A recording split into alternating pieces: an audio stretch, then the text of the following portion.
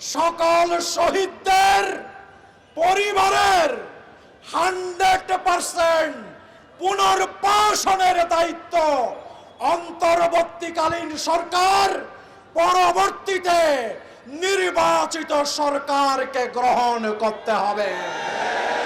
সেই সাথে আমরা পরিষ্কার দাবি জানাতে চাই, যারা আজকে চিকিৎসার অঙ্গনে এখনো মৃত্যুর সাথে পাঞ্জা লড়ছে, তাদের সকল চিকিৎসার আপনারা জানেন, বাংলাদেশ জামাত ইসলামী শহীদ পরিবার এবং আহত পরিবারে সবথেকে বেশি আর্থিক অনুদান দিয়ে মানুষের প্রশংসা কুড়িয়েছে।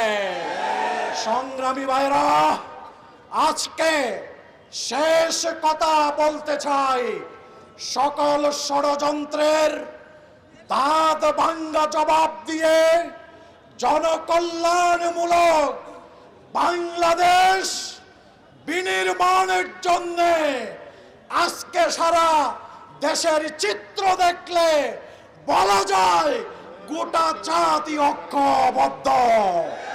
এই ঐক্যবদ্ধ জাতিকে আর পরাজিত করা যাবে না।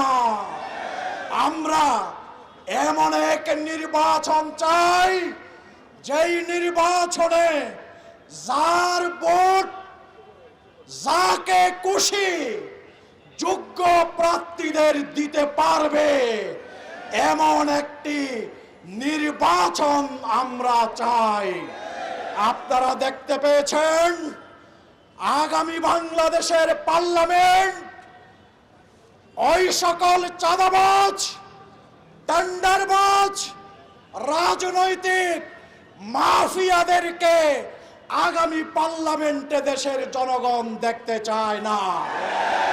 আগামী পার্লামেন্টে দেশপ্রেমিক ইসলামী চরিত্রে যাদের জীবন প্রতিষ্ঠিত, যারা মানুষের খেদমত করে ইতিমধ্যে জনগণের আস্থা অর্জন করেছে, সেই জামাত ইসলামীর প্রার্থীদেরকে পার্লামেন্টে এমপি হিসাবে দেখতে চায়।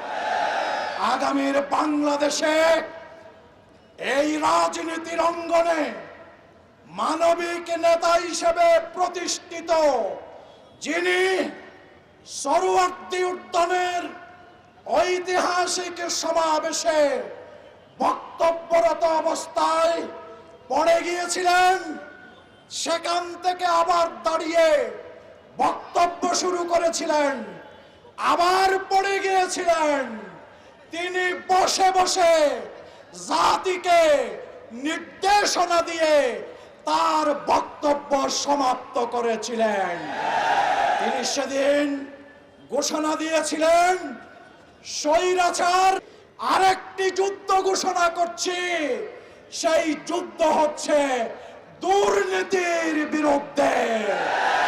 আমরা বাংলাদেশকে দুর্নীতি মুক্ত করে গণমানুষের আকাঙ্ক্ষার আলোকে জাতিকে সাথে নিয়ে আমরা সেই বাংলাদেশ, নতুন বাংলাদেশ, ইনসাফের বাংলাদেশ, গণতন্ত্রের বাংলাদেশ, ইসলামী মূল্যবোধের বাংলাদেশ আমরা গড়ব, গড়ব, গড়ব ইনশাআল্লাহ।